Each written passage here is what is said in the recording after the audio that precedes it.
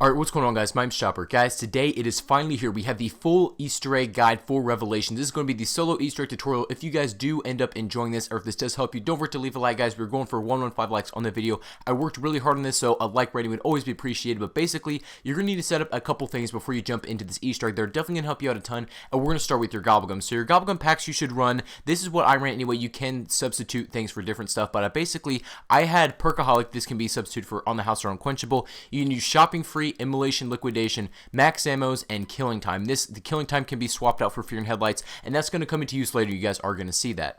But jumping right into this, guys, you're going to want to hit the Gobblegum until you can get your fire sales. And once you get your fire sales, you're going to want to spam the box until you can get two required things. You're going to need the Apothicon Servant and Lil Arnie's as well. So if you can't get it on your first fire sale, it's okay. Just try to get it as best as you can. You're going to want the Servant and the Lil Arnie's. Those are definitely two things that you absolutely need for this Easter egg. Now the next thing you need to do is the Tombstones. You want to hit these Tombstones in the order that you collect the souls and the summon key. So we're going to go Richtofen first, then go over there and hit Tank Dempsey, and then you're going to hit Takio, and then once you hit Nikolai, you'll know that you did this step correctly. When you hear the tombstones do a little thunder crack, and then there should be some flames coming out of the tombstone. That's when you did that step correctly. Move on to the next one. Now you're going to need to have your Keeper Protector called out. If you don't know how to build him, then I do have a tutorial on my channel. There's a link in the description. But basically, you're going to take him to one of these launch pads. It's usually the most popular spots are Mob of the Dead and Shangri-La. But once he starts doing this weird little ritual with his hands, that's how you know you're at the right location. So take him to each jump pad until he does this. And what you're going to want to do is defend the Keeper for about a good 3 minutes. Now, you can get it down to one zombie, do at the end of a round, maybe keep him outside a barrier, which I'm trying to do here,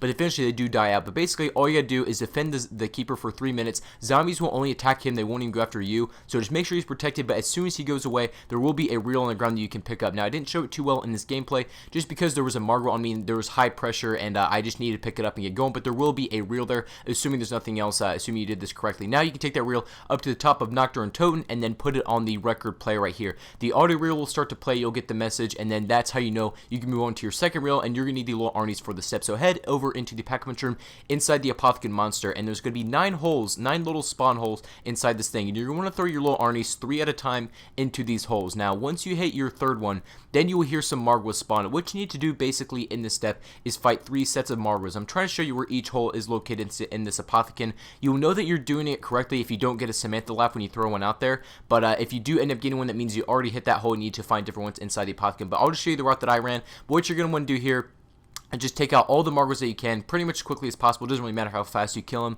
But here's the second route that I'm running. This one's near the top, just above the Pack-a-Punch. And then go down to the bottom one, to the bottom right. Now, like I said, if you do get Samantha Laugh, that means you're not doing it right. But if you follow this route exactly, you shouldn't run into any problems. Basically, if you can get the first 6, you can just find the last 3 that you didn't do, and you should be good to go. But you're going to be fighting a couple different elemental Margwas. It's going to be all the different elements. The one I'm fighting right now is fire. The ones I just did, actually the ones coming up right here are the void ones. So once you completely successfully defeat all of these Margwas, you should get your second reel to spawn. It's going to be right over here on this kind of pile of bones right here, just sitting right there. Go ahead and pick up that reel, and then what you're going to want to do with that is bring it all the way over to Kino der Toten, where your second reel player is going to be. So go ahead and place that reel on there. Your audio clips start to play, and you're good with reel 2. Now you're going to want to get reel 3, and you're going to need to collect some bones. Now you're going to need to collect Sophia's bones. You need an upgraded bullet weapon, guys. I repeat, a bullet weapon.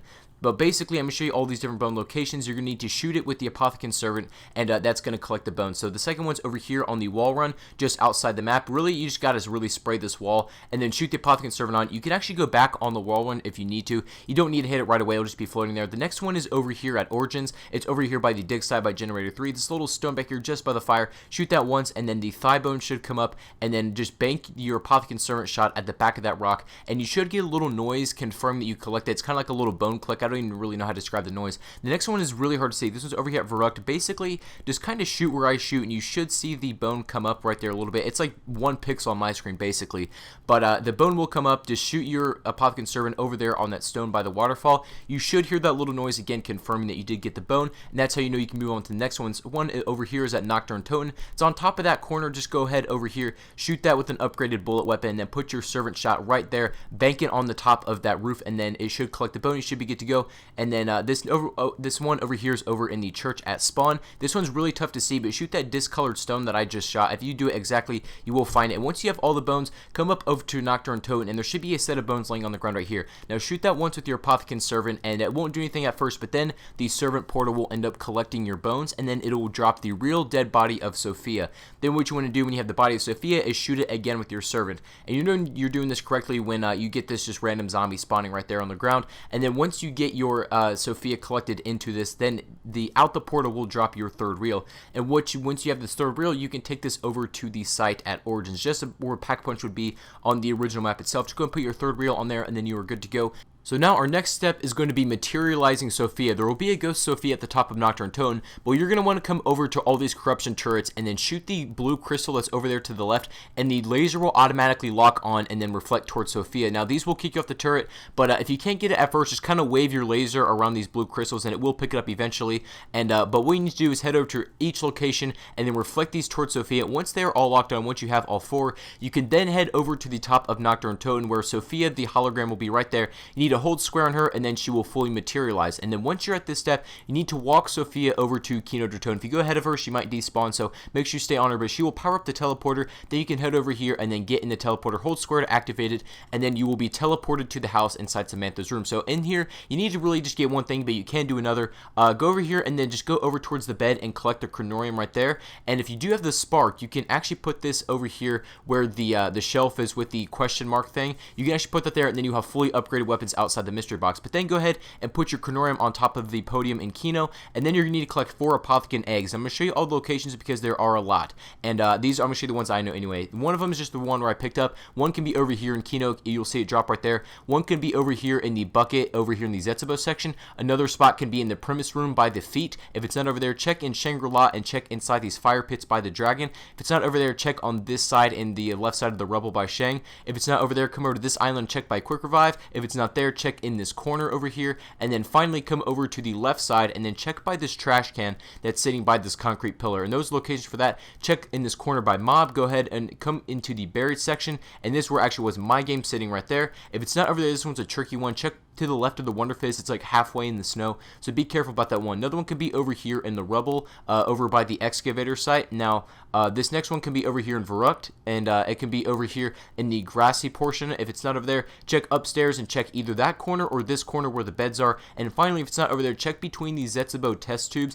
and that's actually where it was in my game, just kind of sitting right there. Go ahead and pick those eggs up. If you can't find them, just basically keep looking around the map and you will eventually find all 4. Those are all the locations that I know anyway, but you can generally assume that there will be one for each island. But what you need to now do is power up these kind of things. You need to get your gateworms to spawn. You need to kill about 15 of each enemy, and once you have those gateworms spawn, then you can look for your runes. You need to turn on your controller vibration for this, but basically just run around the map until you start getting kind of like a sonar ping, and then once it becomes like really heavy, hold square on whatever, like the wall or whatever object is like that's vibrating fast on, and then your gateworm shrimp can come out and give you a rune. I'm going to show you where all the runes were for me. This is a lot easier than finding the eggs because it actually does kind of give you an indicator of where it is. My next one is over here in Zetsubo. You're just going to want to make sure you do have your controller vibration on. It makes it 100 times easier. I play without it when I'm just playing, but during this step I definitely turn it on because it makes it 100 times more simpler. But this one is over here and buried, and then well, it was in my game anyway, but they can be literally anywhere, so pretty much just tour around the map until you can actually find these to get all 4 runes. Now you're going to be heading to the Margwa fight once you have all 4 runes. So take that when you have all 4 and come over to this portal inside the projector room in Kino,